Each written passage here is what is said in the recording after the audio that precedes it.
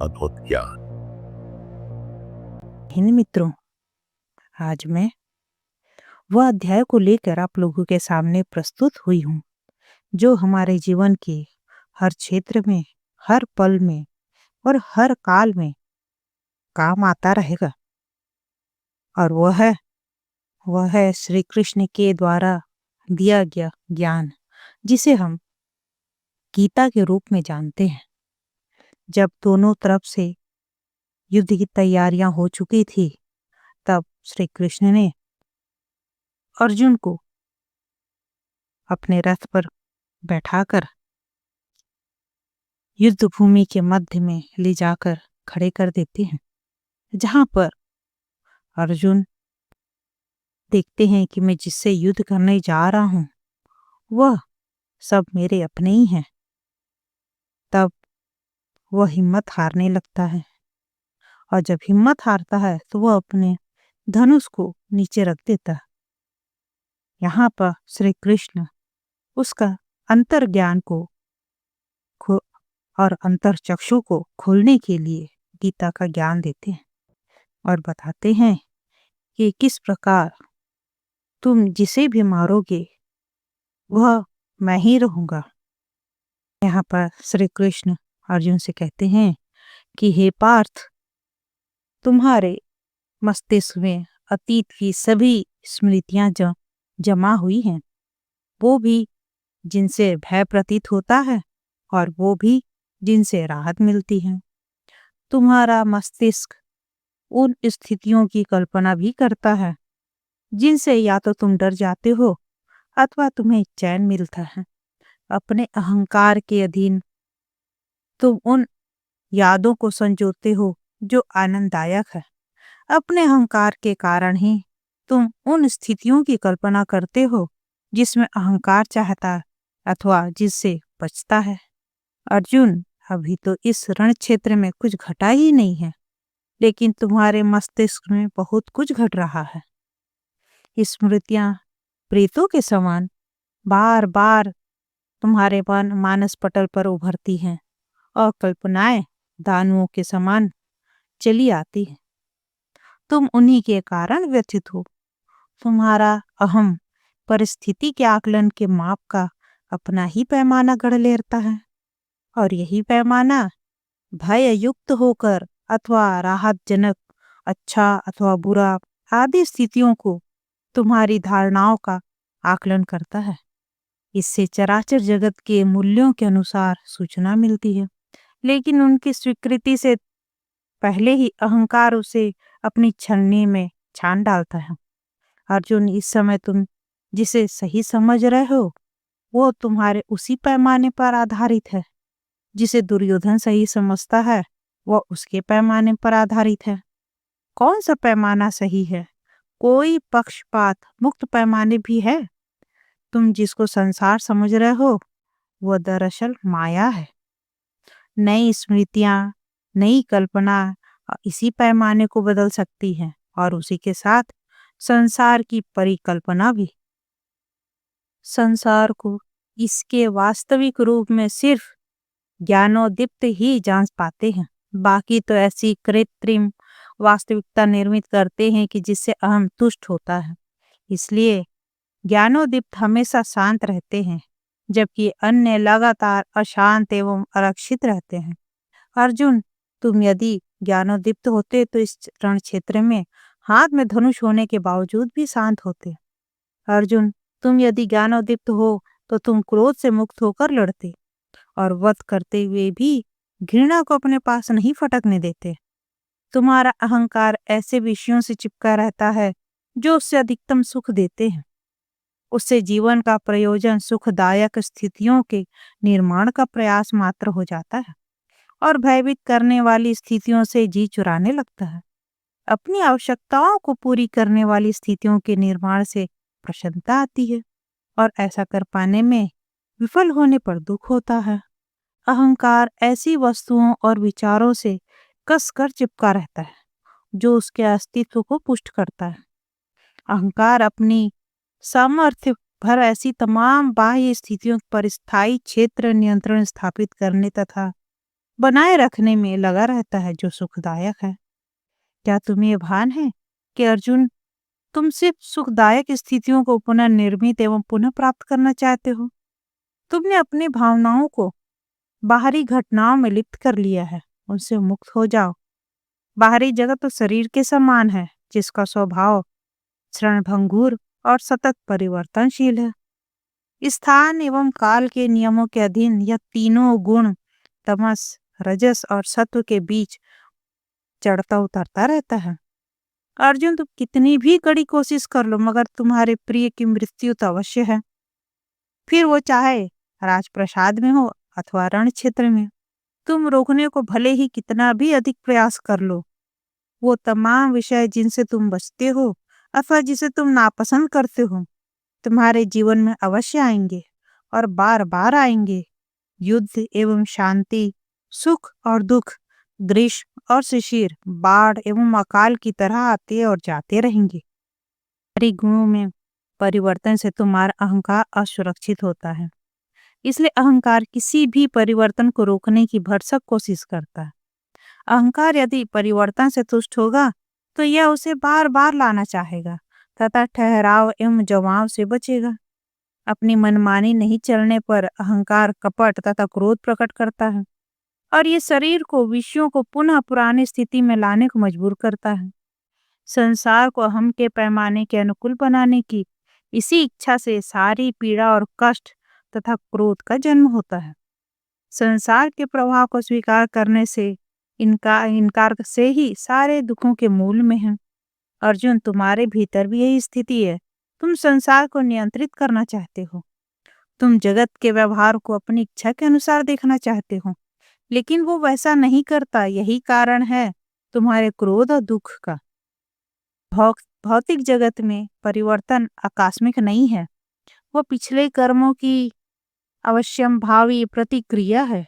कोई भी घटना आकस्मिक नहीं है, वो पिछले अनेक घटनाओं का परिणाम है और यही कर्म है। आपके जीवन की घटनाएं आपके पूर्व कर्मों का परिणाम है। भले ही ये वर्तमान जीवन के कर्म हो अथवा पूर्व जन्मों के कर्म, अकेले तुम ही इसके उत्तरदायी हो। कर्म का यही नियम है। पूर्व कर्मों की प्रतिक्रिया को यदि नहीं भोगा तो तुम्हारा पुनर्जन्म होता ही रहेगा। और यदि तुम दोबारा से जन्म से बचना चाहते हो तो कर्मों का बोझ को घटाओ। कर्मों का बोझ बढ़ाने वाले कार्य उस कर्मों से अलग हैं जिनसे कर्मों का खाता खाली होता है। बोझ बढ़ाने वाले कर्मों में अहंकार प्रमुख भूमिका है। बोझ घटाने वाले कार्य विवेक पर आधारित होते हैं। ये क्षण अर्जुन पिछले कर्मों का ही परिणाम है।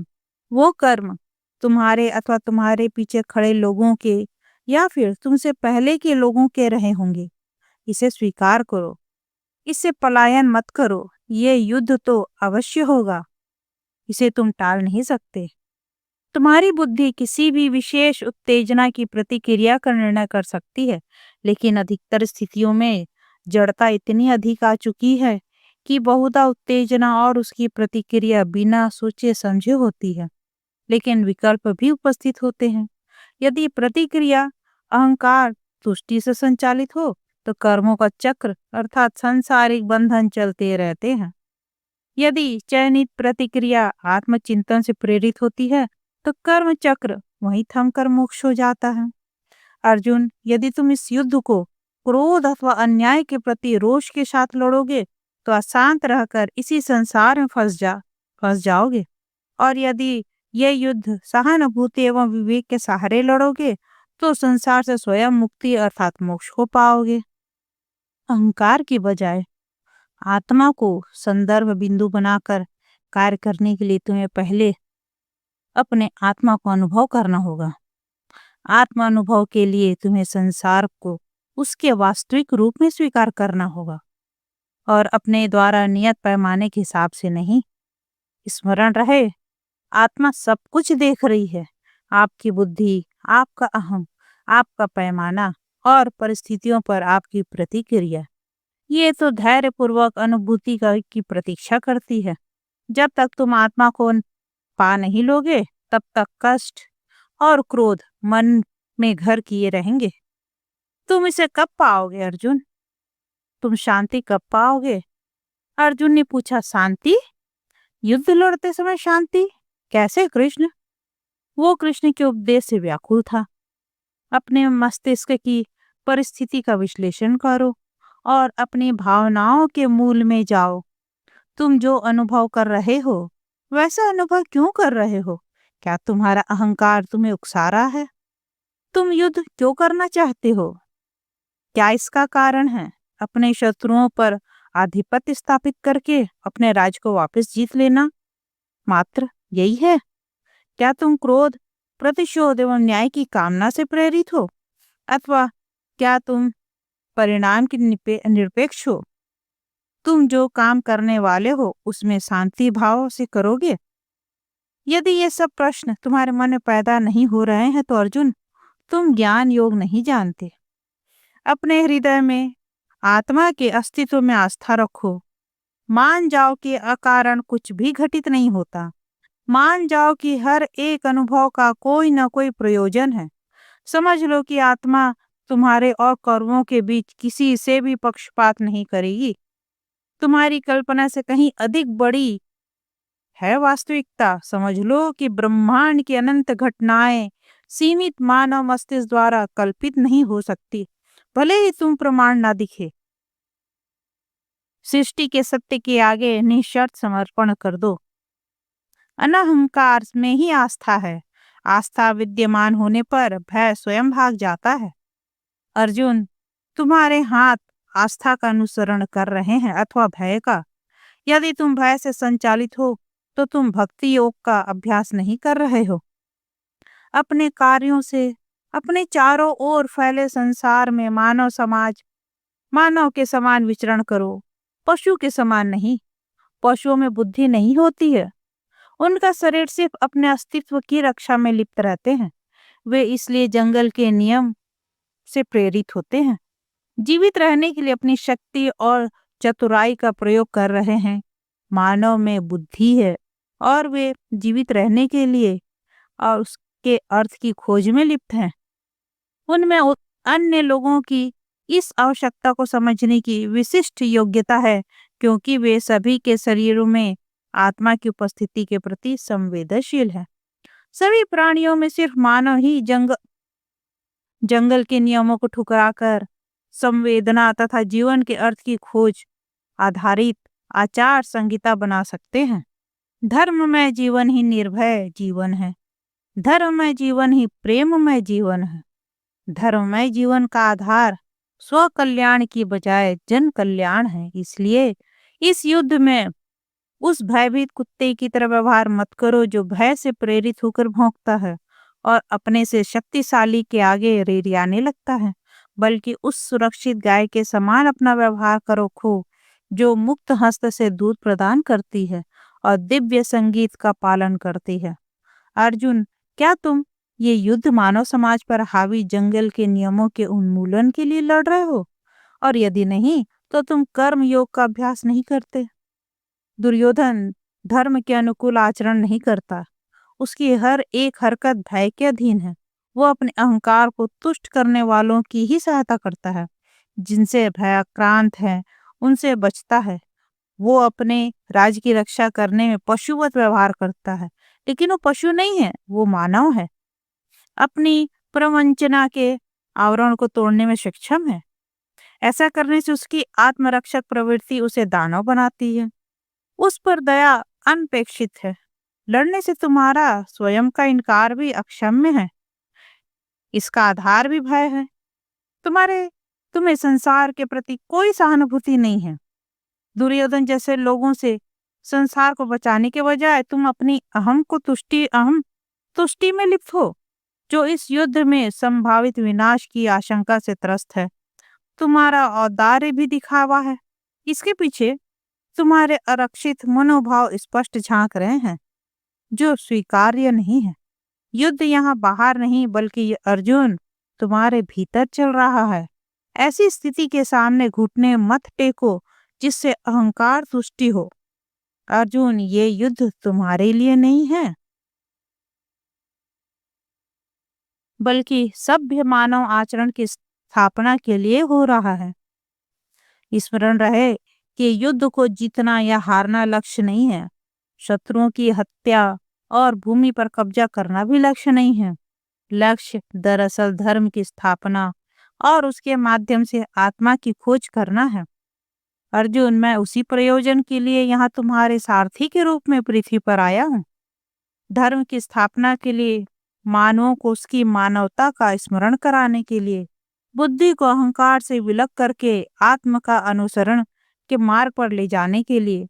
मनुष्य जब जब अकर्मण्य एवं अर्थहीन हो जाते हैं और भयभीत होकर अहंकार के अधीन हो जाते हैं, तब तब मैं परिस्थितियों को सुधारने के लिए धरती पर अवतरित होता हूँ। ऐसा पहले भी हुआ है और ऐसा दोबारा होगा और ऐसा होता ही रहेगा। अर्जुन की आंखें खुल गई कि उसका मित्र कोई साधारण व्यक्ति नहीं है। उसने कृष्ण के सामने साष्टांग दंडवत होते हुए कहा, आप अपना वास्तविक रूप के दर्शन मुझे कराएं। कृष्ण ने इस पर अर्जुन को अपना विराट रूप के दर्शन कराए। उस रण क्षेत्र में पांडवों और कौरवों की सेनाओं के बीच सिर्फ अर्जुन को ही उस वास्तविक रूप में उनके दर्शन मिले। कृष्ण का विराट रूप आकाश और पाताल दोनों को भेदते हुए हजारों सूर्यों की रोशनी बिखेर रहा था। उनकी सांस में से अनगिनत संसार पैदा हो रहे थे। उनके दांतों के बीच अनगिनत संसार पीस रहे थे। उनमें अर्जुन की ने अतीत, वर्तमान और भविष्य की सारी घटनाओं, जीवों, जंतुओं आदि के दर्शन किए। सभी महासागर, सभी पर्वत, सभी महाद्वीप, आकाश और पाताल दोनों को पार पसी दुनिया, सब कुछ उन्हीं में ही समाया था। सब कुछ, सभी मानवों, देवताओं, असुरों, नागों, राक्षसों, गंधर्वों, अप्सराओं, सभी पूर्वजों और सभी उत्तराधिकारियों का उद्भव वही थे। जीवन की तमाम संभावनाएं उन्हीं में ही निहित थी। विराट रूप देख अर्जुन को सृष्टि की विशालता और उसके सामने अपने क्षुद्र ताकत का बखूबी भान हो गया था। उसे ऐसा लगे कि वह अनंतकार समुद्र तट पर रेत के कण से अधिक नहीं है। यदि इस क्षण कृष्ण महासागर थे, तो यह युद्ध मात्र किसी अदना लहर के समान था। इतनी सारी लहरें, समुद्र की खोज के इतने सारे अवसर, यह युद्ध, यह जीवन, उसका क्रोध और उसकी कुंठा, संसार में सभी कुछ आत्मा की ओर इंगित करते थे। कृष्ण ने कहा, अर्जुन, याद रखो कि वह जो कहता है कि उसने मारा और वह जो कहता है कि मारा गया, दोनों ही गलत हैं। मैं ही हंता हूँ और मैं ही मृतक। मैं फिर भी नहीं मर सकता। मैं ही तुम्हारा शरीर और तुम्हारी आत्मा हूँ। वह जो बदलता है और वह जो सनातन है। मैं ही तुम्हारे चारों ओर फैला जगत हूँ, तुम्हारी आत्मा हूँ, और बीच में बना मस्तिष्क भी मैं ही हूँ। मैं ही पैमाना हूँ, मुझे ही नापा जाता है और मैं ही नापता हूँ। सिर्फ मैं ही स्थान एवं काल के नियम तोड़ सकता हूँ। सिर्फ मैं ही कर्म बंधन तोड़ सकता हूँ। मुझे पालो। सारथी द्वारा अपने अश्वों को वश में करने की कला में पारंगत होने के समान ही अपनी बुद्धि को वश में करना सीखो, और तुम्हें पता लग जाएगा कि मामला सिर्फ युद्ध, सिर्फ लड़ने अथवा लड़ने ना लड़ने, जीतने अथवा हारने तक सीमित नहीं है, बल्कि अपने बारे में निर्णय करने तथा सत्य की खोज करने का है। तुम ये कर लोगे तो भय मुक्त हो जाओगे, अहंकार मुक्त हो जाओगे, तुम शांत हो जाओगे और भ्रमित, जिससे युद्ध कहते हैं, उसके मध्य में भी शांति ही रह पाओगे। यहाँ पर लेखक बताते हैं कि भगवत गीता सबसे लोकप्रिय हिंदू ग्रंथ है, क्योंकि इसमें भगवान सीधे मनुष्य से बात करते हैं। गीता का अंग्रेजी में पहला अनुवाद 1785 में चार्ल्स विलिकन्स ने तत्कालीन गवर्नर जनरल वॉरेन हेस्टिंग्स की छत्रछाया में किया था। अंग्रेजी में यूरोप पहुंचने के बाद फ्रेंच एवं जर्मनी जैसे अन्य यूरोपीय भाषाओं में भी इसका अनुवाद हुआ है।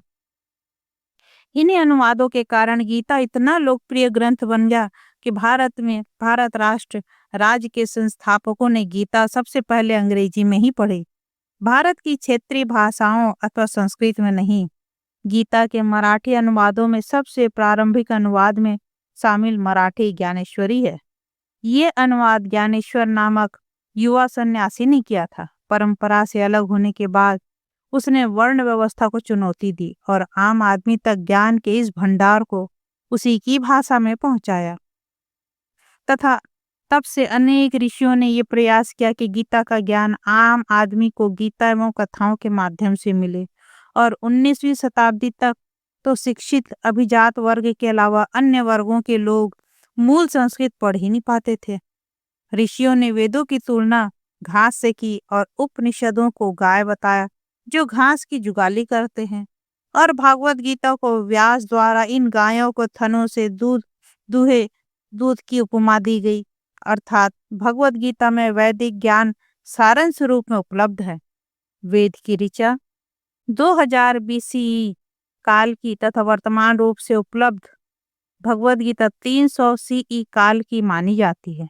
इससे सिद्ध होता है कि सनातन समझे जाने वाले विचारों की निरंतरता इतनी लंबी अवधि बीते जाने पर भी बरकरार है। अब चलते हैं युद्ध भूमि पर। कृष्ण के उपदेश ने रण क्षेत्र के प्रति अर्जुन का दृष्टिकोण बदल दिया था। ये ऐसा कुरुक्षेत्र नहीं था जहां प्रतिशोध अथवा संपत्ति के लिए युद्ध हो रहा था।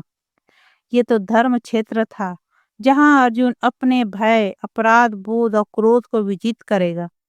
अर्जुन ने अपने दिव्य गांडीव धनुष को उठाया और कृष्ण से उसे शत्रु सेना की ओर ले जाने का अनुरोध किया।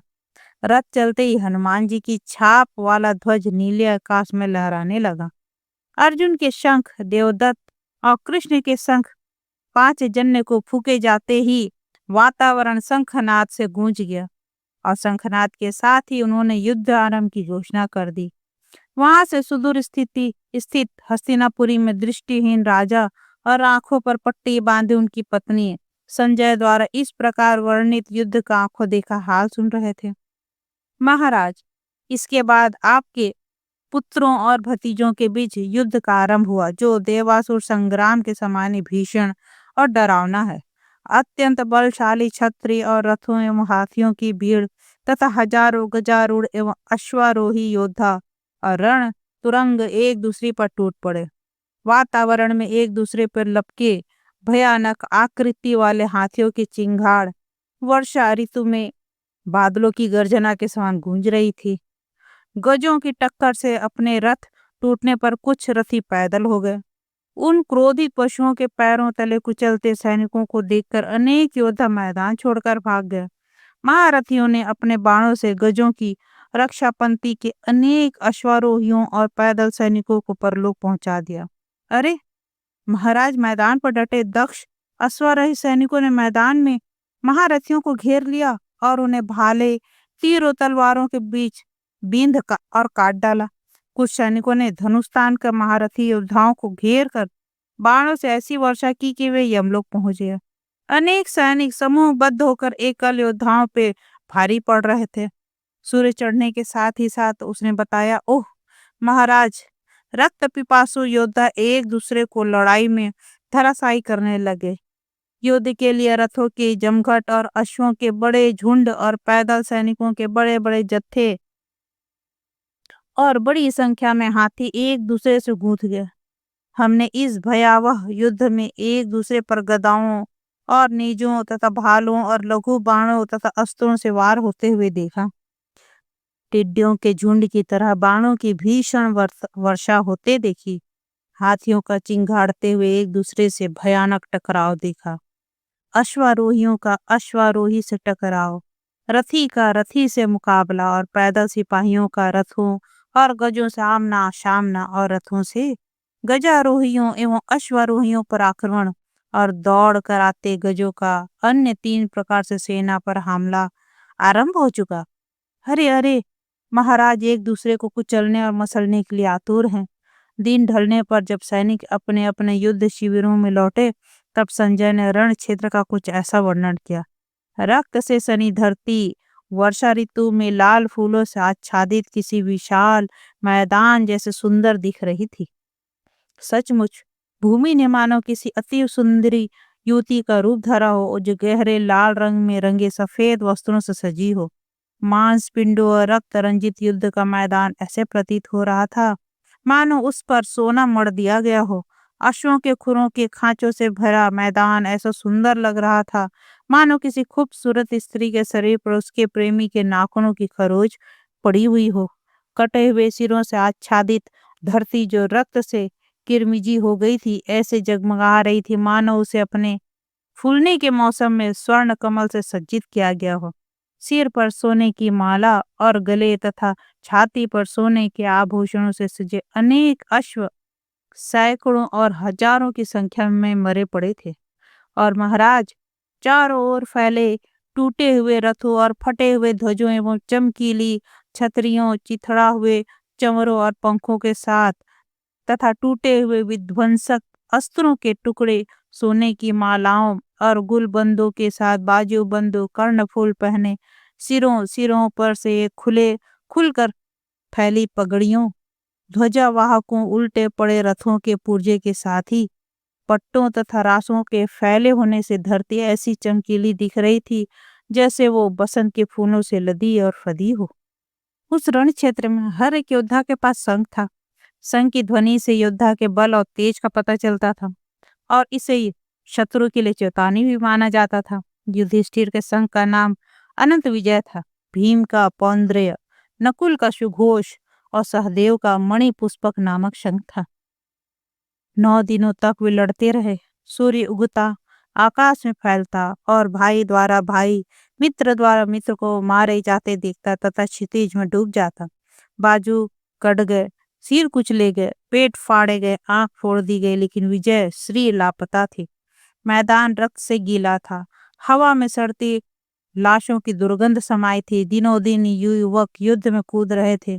नगाड़ों की तेज ध्वनि और सारथियों के उपदेशों तथा उनके सेनापतियों के आदेशों से उनकी उत्तेजना चरम पर थी। शाम तक घायल और अंग भंग स्थिति में मुट्ठी भर ही लौट पाते थे, फिर भी सूर्योदय के लिए धीर रहते थे। इस प्रकार का युद्ध क्षेत्र जब आरंभ हुआ तो ऐसी दृश्य युद्ध के मैदान में दिख रहे थे। अब आगे क्या होता है युद्ध में, यह मैं अब जल्द ही अगले अंक में आप लोगों को बताऊंगी। तब तक के लिए जय हिंद, जय भारत, नमस्कार।